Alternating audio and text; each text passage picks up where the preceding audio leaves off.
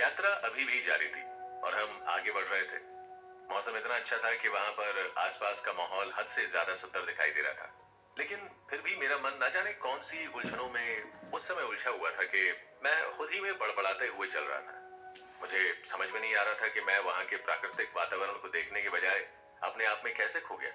मेरे चेहरे की सभी भावों को मंक टोशन ने देखते ही समझ लिया और मुझसे कहने लगे, आखिर तुम इतना खोए हुए से क्यों हो कि तुम सुबह के उन सुंदर नजारों को देखकर आनंद तक नहीं ले पा रहे, जिन्हें देखने के लिए न जाने कितने लोग कितना ही पैसा खर्च करके यहाँ तक आते हैं और इन नजारों को देखते हैं। तुम यहाँ होने के बावजूद भी यहाँ नहीं हो। तुम्हारा शरीर कहीं और है और तुम्हारा मन किसी और काम में व्यस्त है। ऐसे तो तुम अपनी जिंदगी के इन अनमोल पल को यूं ही गंवा दोगे। मुझे माफ कीजिए। मैं सिर्फ अपने कुछ कामों में उलझ गया था। मेरे दिमाग में लगातार कामों को लेकर चिंता बनी हुई थी और फिर मन में तरह तरह की बातें आने लगी।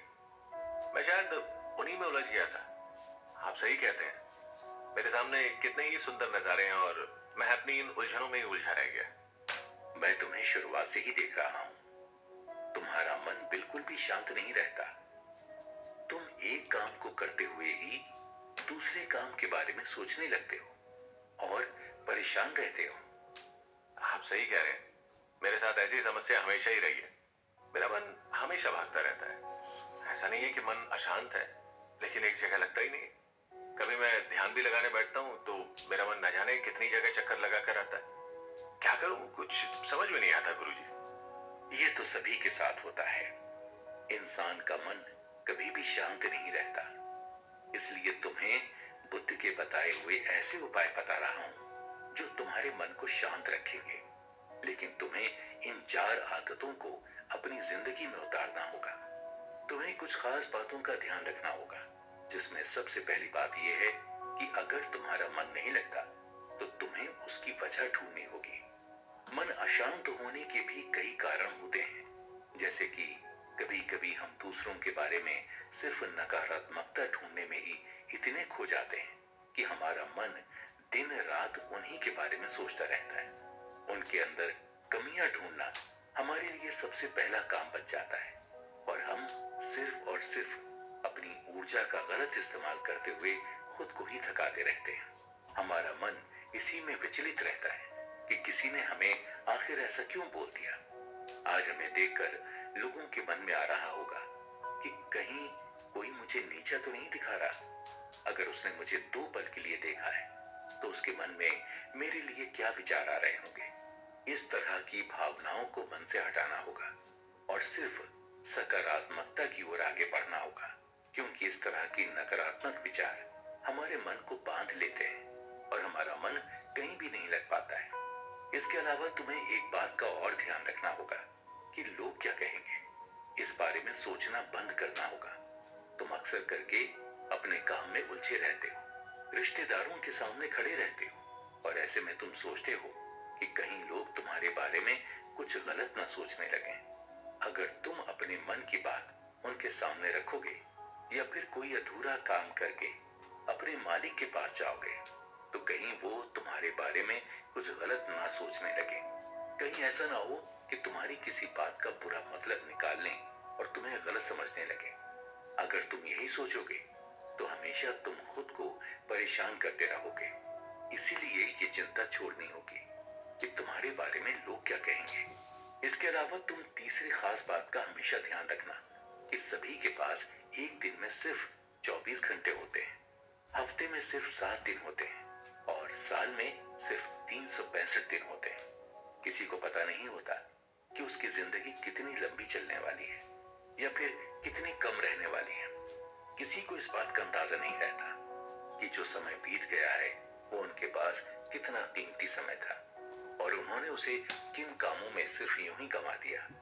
इसीलिए समय की अहमियत समझो और अपने समय को सिर्फ अच्छे कामों में, अच्छे विचारों को देने में लगाओ। समय को यूं ही यहाँ वहां गंवा देना बंद करो। इसीलिए हर एक पल को जी भर के जीना सीखो, क्योंकि अगर ये पल तुम्हारे हाथ से निकला ये दोबारा लौट कर नहीं आएगा।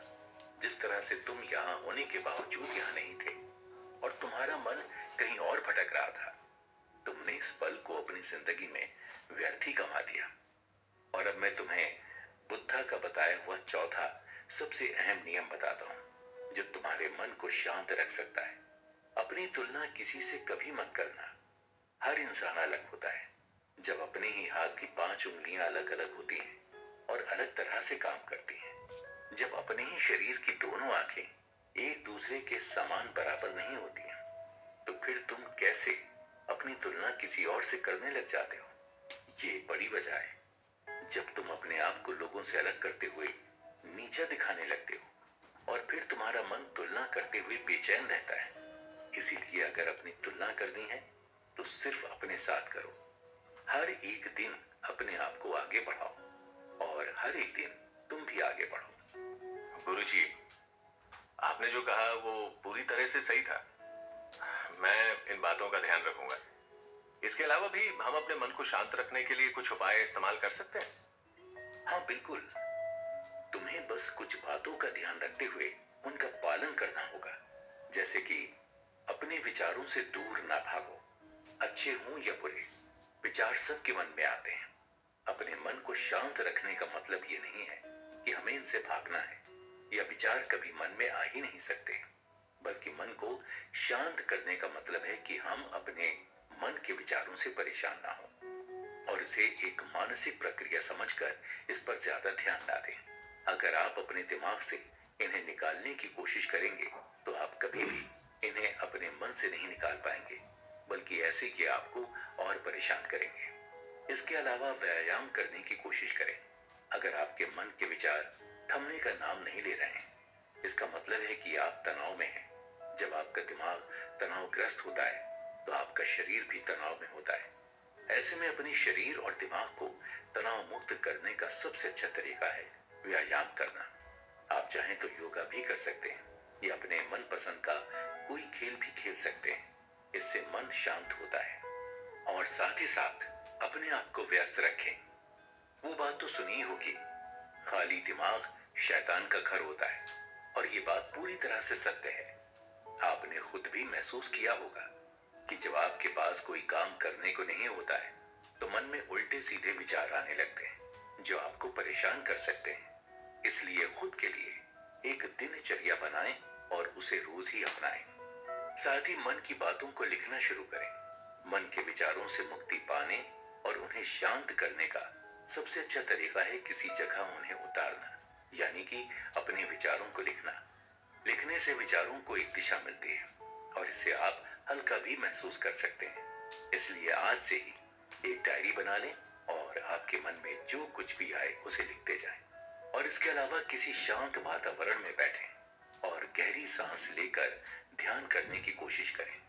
ऐसे ही अपनी हर सांस पर आंखें बंद करके ध्यान केंद्रित करने की कोशिश करें। ये एक बेहद आसान प्रक्रिया है, मगर आपको इसके अच्छे परिणाम सिर्फ रोज करने से ही मिलेंगे।